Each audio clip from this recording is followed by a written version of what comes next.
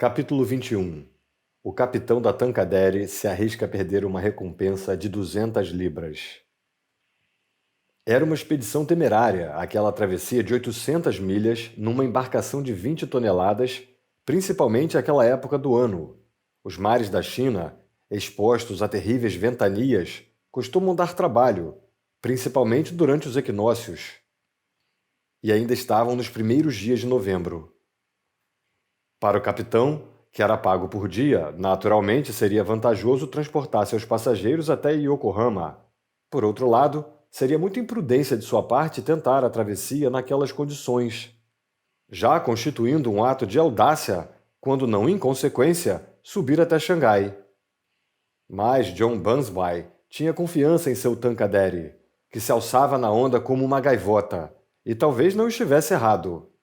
Durante as últimas horas desse dia, a Tankadere deixou para trás os traiçoeiros recifes de Hong Kong.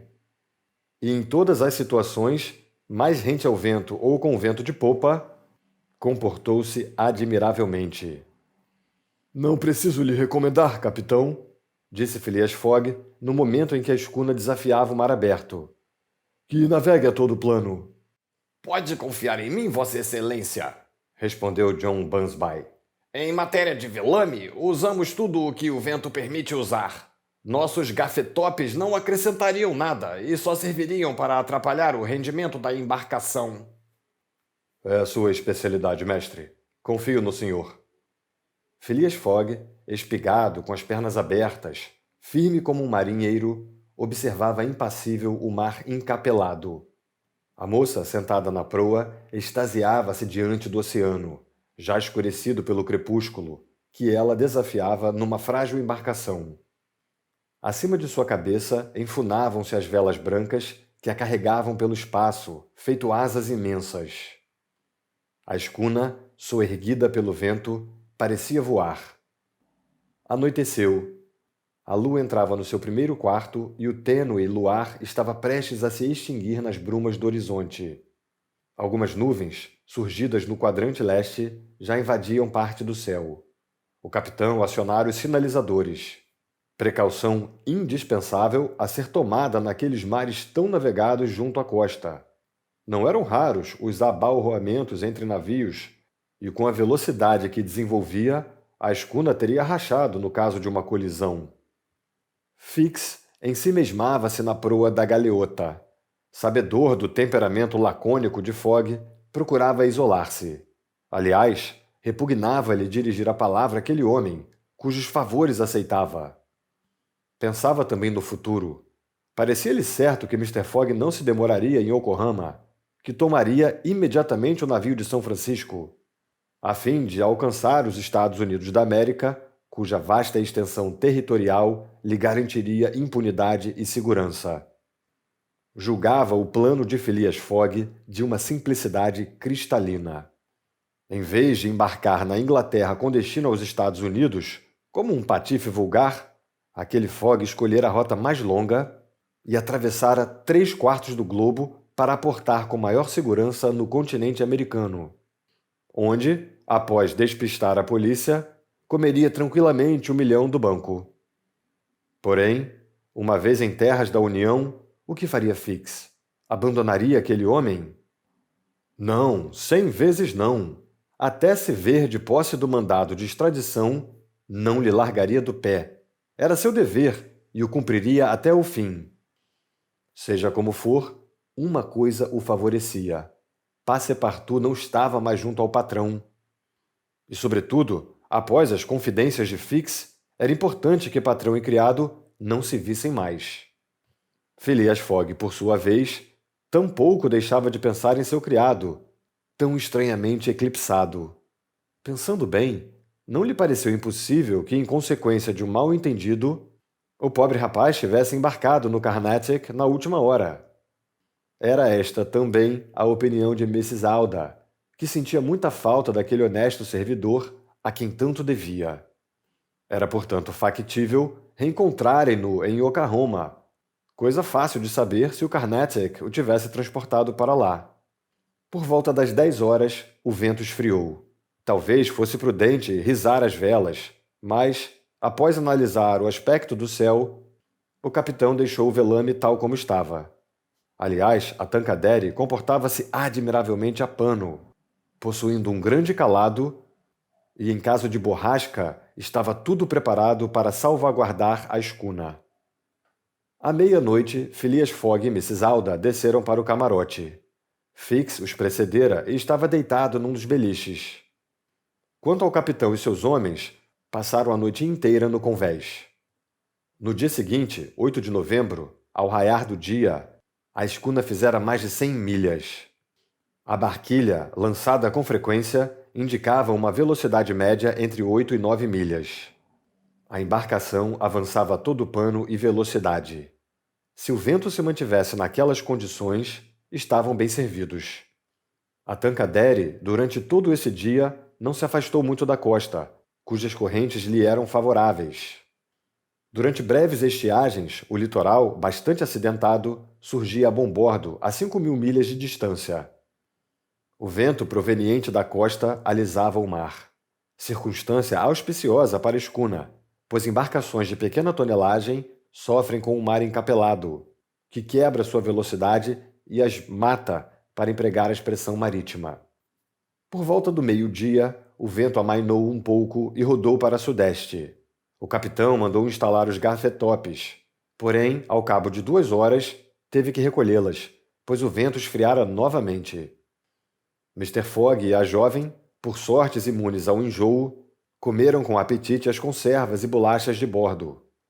Convidaram Fix a partilhar suas refeições, e este foi obrigado a aceitar, plenamente ciente de que, tão necessário quanto lastrear um barco, era fazer o mesmo com o estômago, mas sentia-se envergonhado.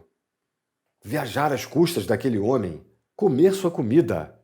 Ele via nisso certa deslealdade. Mesmo assim comeu. Feito um passarinho, é verdade, mas enfim, comeu. Terminada a refeição, entretanto, julgou por bem ter um particular com Mr. Fogg e o interpelou. Senhor! Aquele senhor feria-lhe os lábios, e ele teve de fazer um esforço para não deitar a mão no colete daquele senhor. Foi muito amável ao me oferecer a passagem. Contudo, embora meus recursos não me permitam agir tão largamente, pretendo pagar minha parte. Não falemos nisso, cavalheiro, respondeu Mr. Fogg. Claro que sim, faço questão. Não, cavalheiro, repetiu Fogg, num tom que não admitia réplica. Isso entra nas despesas gerais. Fix, quase sem ar, inclinou-se e, indo deitar-se na proa da escuna, não disse mais uma palavra ao longo do dia. Enquanto isso, avançavam rapidamente. John Bunsby estava esperançoso e repetiu várias vezes que chegariam no prazo combinado a Xangai. Mr. Fogg respondeu simplesmente que contava com isso. Aliás, toda a tripulação da pequena escuna dava tudo de si. A recompensa despertava a cobiça daquela boa gente. Assim, não havia escota que não fosse conscientemente retesada, ou vela que não fosse vigorosamente esticada, ou qualquer manobra que se pudesse recriminar ao homem do timão. Não se teria manobrado mais severamente numa regata do Royal Yacht Club. À noite, o capitão lera na barquilha um percurso realizado de 220 milhas desde Hong Kong. E Phileas Fogg pôde ter a certeza de que, chegando a Yokohama, não teria nenhum atraso a registrar em seu cronograma. Ou seja, o primeiro contratempo sério com que se deparara desde que partira de Londres provavelmente não lhe causaria nenhum prejuízo. Nas primeiras horas da madrugada, a Tancadere entrava triunfalmente no estreito de Fo Kien, que separa a grande ilha Formosa da costa chinesa, e cortava o trópico de Câncer. Nesse estreito, o mar se apresentava muito agitado, cheio de redemoinhos formados pelas contracorrentes. A escuna se esfalfava. As ondas curtas quebravam-lhe o ritmo. Ficou mais difícil manter-se de pé no convés. O vento esfriou mais ainda ao amanhecer. Um prenúncio de borrasca desenhou-se no céu. De resto, o barômetro anunciava uma alteração atmosférica para breve. Seu comportamento diurno era irregular e o mercúrio oscilava caprichosamente. Via-se também o mar erguer ondas compridas que cheiravam a temporal no sudeste. Na véspera, o sol morrera por trás de uma bruma vermelha, em meio a cintilações fosforescentes do oceano. O capitão examinou detidamente aquele céu macabro e sibilou coisas pouco inteligíveis. Em certo momento, vendo-se junto ao seu passageiro, interrogou-o baixinho. Posso dizer tudo a Vossa Excelência? Tudo, respondeu Phileas Fogg. Muito bem, teremos um ventinho pela frente. Está vindo do norte ou do sul? Perguntou simplesmente Mr. Fogg. Do sul. Observe, há um tufão se armando. Aceito o tufão procedente do sul, uma vez que nos empurrará na direção certa, respondeu Mr. Fogg. Se vê as coisas desse ângulo, não tenho mais nada a dizer, replicou o capitão. Os pressentimentos de John Bunsby não o enganavam. Numa época menos tardia do ano, o tufão, nas palavras de um famoso meteorologista, teria se dissipado como uma cascata luminosa de chamas elétricas. No equinócio do inverno, porém, era de se temer que estourasse com violência. O capitão tomou suas precauções. Mandou recolher todas as velas da escuna e arriar as vergas no convés.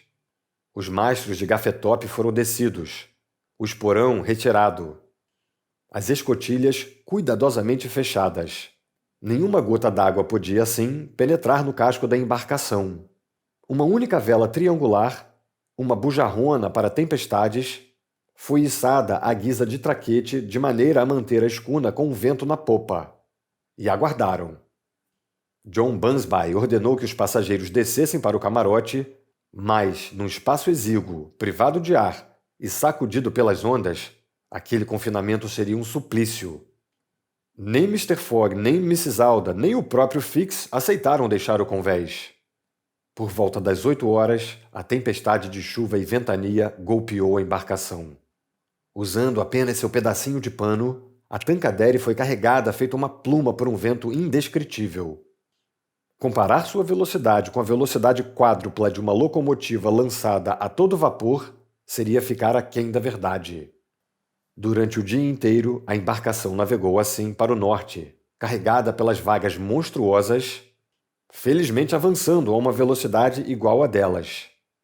Por 20 vezes quase foi submergida por uma das montanhas de água que se erguiam na popa. Mas um toque sutil no timão, dado pelo capitão, evitara o desastre. Os passageiros eram às vezes inteiramente encobertos por uma onda, recebida filosoficamente. Fix, claro, resmungava, mas a intrépida Alda, que não desgrudava os olhos de seu companheiro, cujo sangue frio ela só fazia admirar, mostrava-se digna dele e enfrentava a tormenta ao seu lado. Quanto a Phileas Fogg, parecia que o tufão estava no seu programa. Até ali, a Tankadere mantivera sua rota para o norte. Quando chegou o crepúsculo, contudo, como era esperado, o vento, virando em 3/4, rodou para noroeste.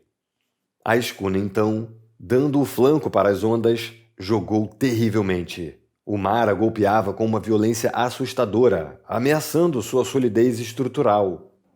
Ao anoitecer, a tempestade aumentou mais ainda.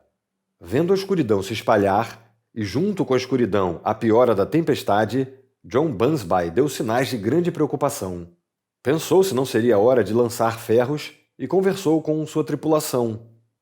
Consultados seus homens, John Bunsby aproximou-se de Mr. Fogg e lhe disse: Creio, Vossa Excelência, que faríamos bem se procurássemos um porto na costa. Penso da mesma forma, respondeu Phileas Fogg. Ah! Disse o capitão. Mas qual? Conheço apenas um, replicou tranquilamente Mr. Fogg. E qual é? Xangai.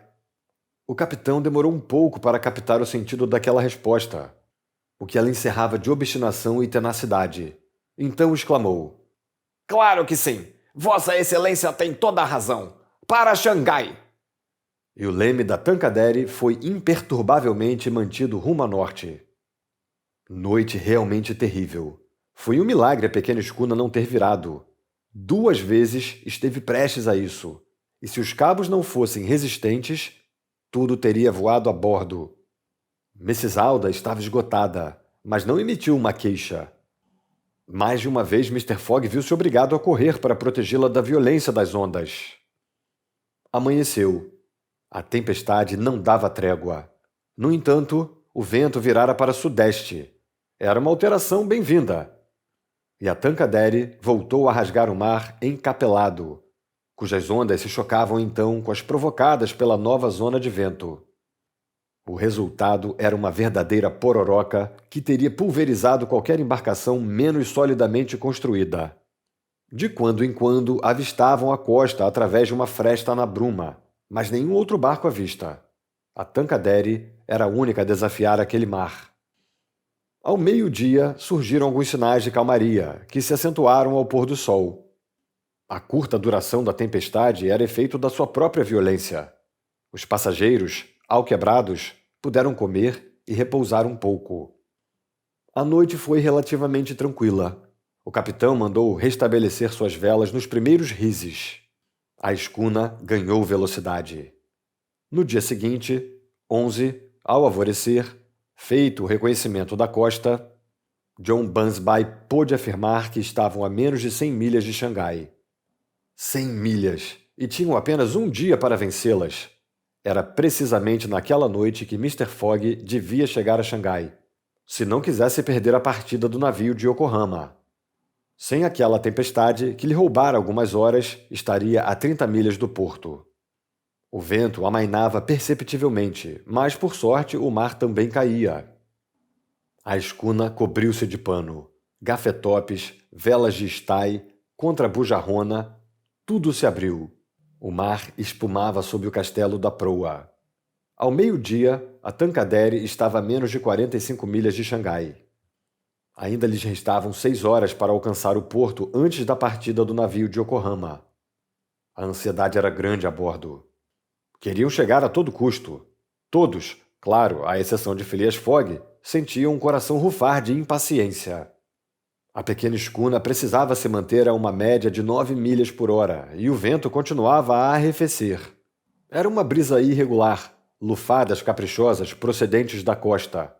Elas passavam e o mar logo se desenrugava. A escuna, contudo, era tão leve e suas velas, altas e num tecido fino, assimilavam tão bem os pés de vento que, com a ajuda da corrente, às 6 horas, John Bunsby tinha pela frente apenas 10 milhas até o rio Xangai, pois a cidade em si situava-se a uma distância de ao menos 12 milhas a montante da foz. Às 7 horas, ainda estavam a 3 milhas de Xangai. Um formidável imprompério escapou dos lábios do capitão. Sua recompensa de 200 libras ia para o beleléu. Ele olhou para Mr. Fogg. Mr. Fogg permanecia impassível e, no entanto, era toda a sua fortuna que estava sendo jogada naquele instante. Igualmente naquele instante, um navio comprido e escuro, coroado por um penacho de fumaça, surgiu ao longe. Era o navio americano, que saía no horário previsto. "Maldição!" exclamou John Bunsby, repelindo o timão, desesperado. "Sinais!" sugeriu simplesmente Phileas Fogg. Um pequeno canhão de bronze alongava-se na proa da Tankadere. Servia para emitir alerta em caso de cerração. O canhão foi carregado até a boca, porém, no momento em que o capitão ia acender o pavio com um tição, Mr. Fogg disse: "Pavilhão a meio pau." O pavilhão foi arriado a meio mastro, o que significava problemas a bordo. Quem sabe, avistando aquele sinal, o navio americano não mudava momentaneamente sua rota para socorrê-los. "Fogo!" disse Mr. Fogg, e a detonação do canhãozinho de bronze reverberou no ar.